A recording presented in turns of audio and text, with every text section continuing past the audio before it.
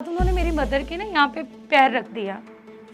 मेरी मदर वहाँ से बच के दूसरे रूम में गई, अंदर से कुंडी लगा ली। लेकिन मेरे फादर ने वो कुंडी भी तोड़ दी। टैग लगा था कीर्ति कैरेक्टरलेस है, कि लोग कहते थे कीर्ति सेक्स एडिक्ट है। ऐसे लग रहा था एक पल में कि आज मदर खत्म। उसको गोल गोल करके मेरे मुंह पे फेंक जाते थे। मुझे कौन संभालेगा, मुझे कौन पूछेगा कीर्ति तुझे क्या तकलीफ है, तू ठीक है, तू क्या कर रही है क्या नहीं कर रही। किसी ने नहीं ये बात बोली। मैं नहीं चाहती थी कि जैसी मेरी माँ ने मार खाई है तो मैं भी खाऊं। कि जिंदगी में बहुत कुछ होता है यार, लोग बहुत कुछ बोलते हैं, लोगों का काम है बोलना, एक कान से सुनो और दूसरे कान से निकालो।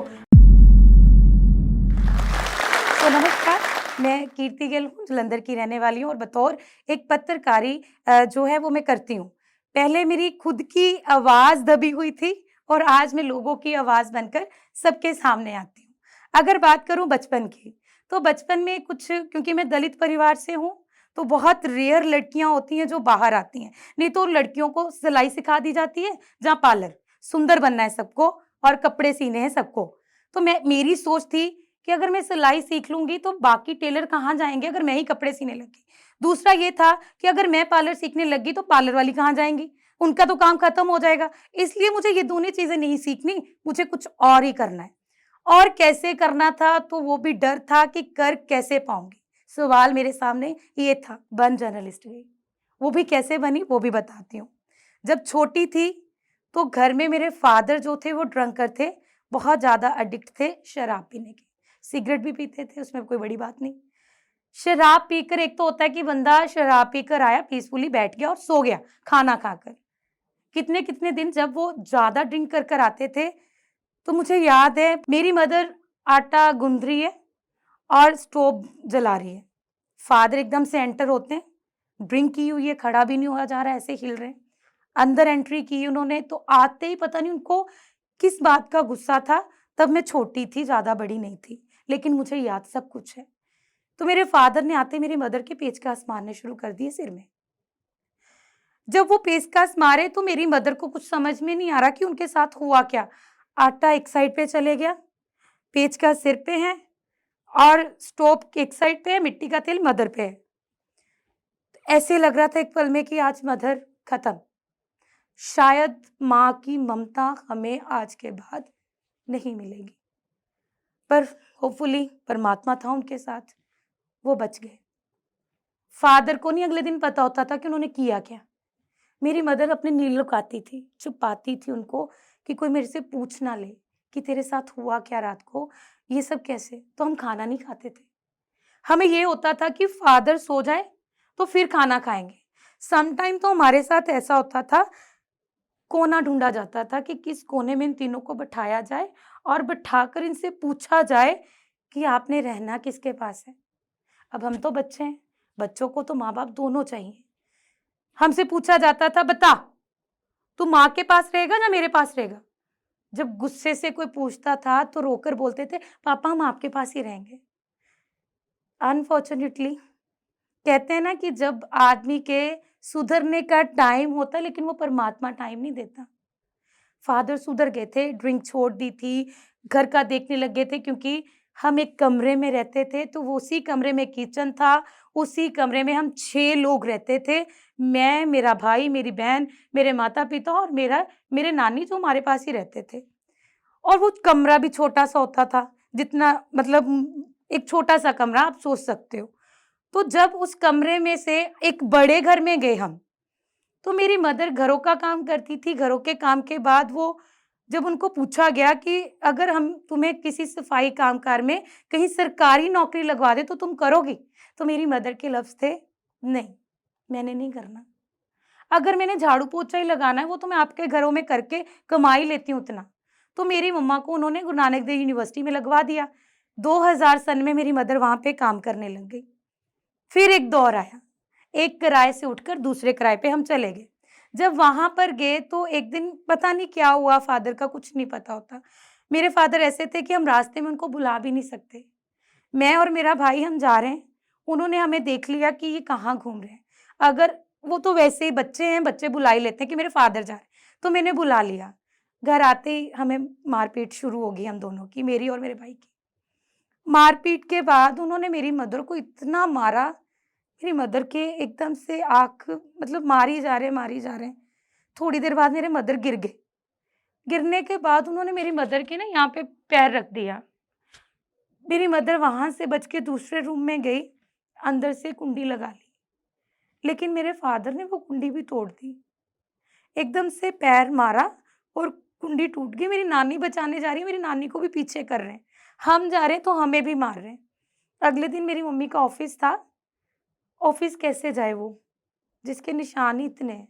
वो कैसे किन किनको सवालों के जवाब देगी? किस-किस को बताएगी कि उसके साथ हुआ क्या?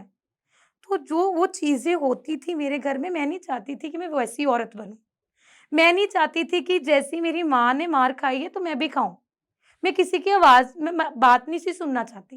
क्यों नहीं सुनना चाहती थी? क्योंकि मुझे लगता था कि मैं ज़िंदगी में मार खाने के लिए पैदा नहीं हुई। किसी की बात सुनने के लिए पैदा नहीं हुई, मुझे कुछ अलग करना पड़ेगा। वो अलग कैसे होगा? जब मेरे शायद आज मेरे फ़ादर होते, ज़रूरत थी उनकी हमें, क्योंकि मेरी मदर बोलती थी कि चाहे उनकी टाँग टूट जाती, लात टूट जाती, लेकिन वो रहते। फ़ादर की डेथ हो गई, उनको कैंसर हो गया था गले का। उनकी डेथ के बाद मेरी मदर ने हमें पढ़ाया, क्योंकि मैं 7th में थी तब, जब मेरे फ़ादर की डेथ हुई। डेथ होने के बाद 1 साल तो हमें लगा कि एकदम से ज़िंदगी से कुछ चले गया। लेकिन मदर ने फ़ादर की कमी महसूस नहीं होने दी। मैं 9th क्लास में आई, 9th क्लास में मैं एग्ज़िबिशन में काम करने लग गई। एग्ज़िबिशन में काम किया मैंने तो ₹250 मिलता था। माँ कसम वो 250 भी मुझे ऐसे लगता था कि मैं करोड़ों रुपए अपने घर लेकर आ रही हूँ, कि आज मुझे 1 दिन का 250 मिलता था। वो पंडित जी थे, उनके मैं फ़ैबलेट बाँट देती थी लोगों को। तो उसमें भी क्या होता था, जब मैं देती थी ना तो लड़के आते थे और भी लोग आते थे, लेकर लेकर चले जाते थे, लेकिन उसको गोल-गोल करके मेरे मुँह पे फेंक जाते थे। मैं सोचती थी यार ऐसे क्यों करके गए? क्योंकि तब मैं इतना बोलती भी नहीं थी, इतना कुछ किसी को बोलती भी नहीं थी। तब अंदर से मुझे आया कि आप बोलते बहुत अच्छा हो, तो आप अंदर केंद्र सरकार की तरफ से पेट्रोल कंज़र्वेशन का एक स्टॉल लगता था, तो उसमें आ जाओ। वो 500 देते थे, इतने में भी बहुत मज़ा था। 500 लेकर चले जाती थी, फिर उसके बाद मैंने एक्टिविटीज़ की, एक्टिविटीज़ करने के बाद 2014 में मैं चली गई दोआबा कॉलेज में स्टडी करने के लिए। अब मुझे लगा कि क्योंकि छोटे होते ही मुझे हर मोहल्ले की खबर होती थी। मुझे नहीं लगता कि कोई लड़की बाहर जाती होगी। फ़ादर के डर से जब फ़ादर घर में नहीं होते थे, तो जाती थी बाहर सारे मोहल्ले की रिपोर्ट लेकर आ जाती थी, अकेली-अकेली बात सबको बतानी। जब फ़ादर ने आ जाना तब तो बैठ जाना क्योंकि मार पड़ने वाली होती थी, तो उसके लिए तैयार थे हम। तब कॉलेज गई, कॉलेज के बाद ऐसी हूँ, ऐसी का थब्बा लगा है मेरे पे। रोना आता था कभी-कभी कि मुझे दलित नहीं होना चाहिए। क्योंकि कुछ लोग जो थे जिनकी सोच मैं कहती हूँ मैं हमेशा कहती हूँ कि ये सोच कौन बनाता है? हमारे पेरेंट्स बनाते हैं। वो ही हमें बताते हैं कौन दलित है, कौन क्या है, कौन-कौन नहीं है। तो बच्चे बोलते थे यार आपकी तो जॉब ईज़ी लग जाएगी, आप क्यों पढ़ रहे हो? आपने तो +2 कर ली, आप कॉर्पोरेशन में जाओ, आपको तो ग्लव्स भी मिलेंगे, आपको तो कपड़े भी मिलेंगे, आपको तो साबुन भी मिलेगा, आपका गुज़ारा बड़ा अच्छा हो जाएगा। तो जब ये सोचती थी ना, तो सोचती थी कि नहीं, क्योंकि मेरे परिवार में कोई भी कॉर्पोरेशन में नहीं था। तब मेरे को भी था ये कि मुझे कॉर्पोरेशन में नहीं जाना, अच्छी जॉब में जाना है तो जहाँ पर मेरी दादागिरी हो, मैं कुछ भी कर सकूँ खुले में। गाली बहुत देती थी मैं, क्योंकि फादर के जाने के बाद ऑब्वियस है कि जब आप बाहर निकलते हो, आपको लोग सिखाते हैं, आपको घरवाला मैं तो कहती हूँ माँ जन्म देती है, सिखाना दुनियादारी जो सिखाती है वो लोग ही सिखा देते हैं आपको, कि आपके के लिए क्या अच्छा है, क्या नहीं है, वो लोगों ने मुझे सिखा दिया, कि क्या तुझे कीर्ति करना है। तो लोग कहते थे मेरी बॉडी स्ट्रक्चर कुछ उस तरह का था कि लोग कहते थे कीर्ति सेक्स एडिक्ट है। तो मैं कहती थी कहने दो मुझे कोई फ़र्क नहीं पड़ता, जिसको जो कहना है कहे। क्योंकि रंग भी काला था, तो मैं पीटीसी में चली गई ऑडिशन देने। शौक था कि मिस पंजाबन का ऑडिशन देना है। तो उन्होंने बोला कि आपको पता है टैलेंट के साथ क्या-क्या होना चाहिए? टैलेंट के साथ और भी चीज़ें मैटर करती हैं, सूरत बड़ी होनी चाहिए। सूरत तो अपने पास नहीं थी, लेकिन सीरत तो थी अपने पास बातें करने की और कुछ भी नहीं था हमारे पास। तो होली और मतलब धीरे-धीरे क्या हुआ कि जब मैं आगे बढ़ी तो मेरी मदर की रिसेंटली डेथ हो गई।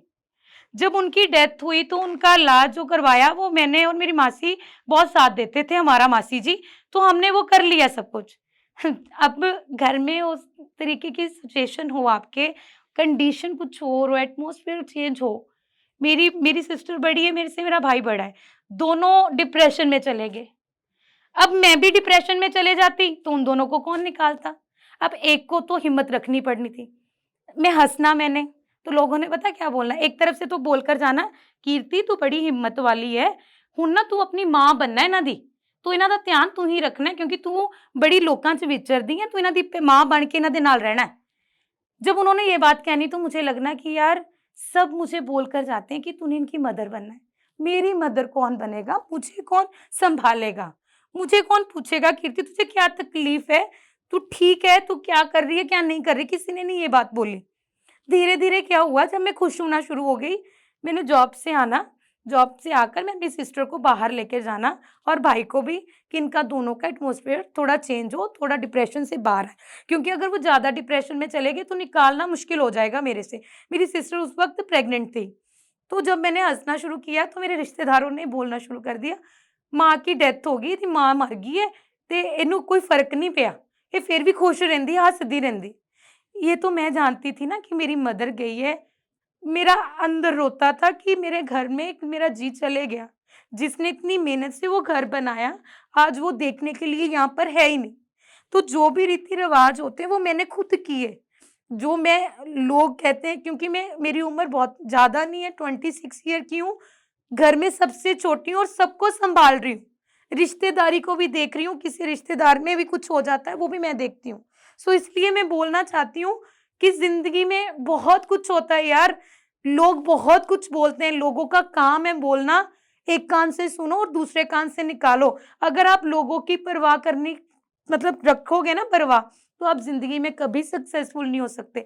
अब मैं हूँ, मैं अपनी इंडिपेंडेंट हूँ, मैं कमाती हूँ, अपना खाती हूँ, अपना घूमती हूँ, किसी की मैं परवाह नहीं करती, कौन मेरे बारे में क्या कहता है क्योंकि मेरे साथ एक टैग लगा था, कीर्ति कैरेक्टरलेस है, तो वो कैरेक्टरलेस मैंने एक्सेप्ट किया। वो कैरेक्टरलेस को मैं प्यार करती हूँ, अगर किसी में हिम्मत है ना, तो वो कैरेक्टरलेस बनकर दिखाए। कोई नहीं बन सकता कैरेक्टरलेस। अगर मैं हूँ, तो मैं आज कुछ बन भी गई हूँ। तो कुछ साथी थे मेरे, वो भी बोलते थे कीर्ति तो ऐसी है, उसके साथ चले जाती है, ये करती है। क्योंकि मुझे दोस्त बनाने अच्छे लगते हैं, लेकिन दोस्त बनाने में गलती कर देती हूँ, वो सभी कर देते हैं। तो वो कोई बड़ी बात नहीं है। ज़िंदगी बहुत बड़ी नहीं है, ज़िंदगी बहुत छोटी है, इसको अच्छे से जी लो, ज़िंदगी को अपने ढंग से जियो, किसी के ढंग से नहीं। किसी को मत बोलो कि मुझे सिखा ज़िंदगी कैसे जीनी है। कोई बोले कीर्ति तू मुझे सिखा ज़िंदगी कैसे जीनी है, तू कैसे जीती है क्योंकि तेरी मदर भी नहीं है, फादर भी नहीं है और तू फिर भी इतना कैसे मैनेज करती है? वो खुद ही परमात्मा बल दे देता है। लेकिन पॉज़िटिविटी यार बहुत ज़रूरी है, पॉज़िटिव रहो, हमेशा खुश रहो, लोगों की परवाह मत करो क्योंकि मैं रो-रो कर किसी को नहीं बता सकती कि मैं कितनी दुखी हूँ। दुखी हूँ मैं अपने लिए हूँ, खुश हूँ भी तब भी मैं अपने लिए हूँ। तो इसलिए अपने आप से प्यार करो, लोगों को प्यार करना छोड़ो, अपने मज़े में रहो, मस्ती लो। इसी आशा के साथ मैं आपसे अलविदा लेती हूँ और ज़िंदगी स्टॉप नहीं होती, चलती का नाम ज़िंदगी है और ज़िंदगी को चलते ही रहना चाहिए। गंदा पानी भी खड़ा हो जाए ना, एक पानी खड़ा हो जाए वो भी गंदा हो जाता है। इसलिए ज़िंदगी को स्मूथली चलने दो और आशा करती हूँ कि अगर ज़िंदगी में आपके साथ भी कुछ ऐसा इंसिडेंट होता है, उससे डरना नहीं, लड़ना। धन्यवाद।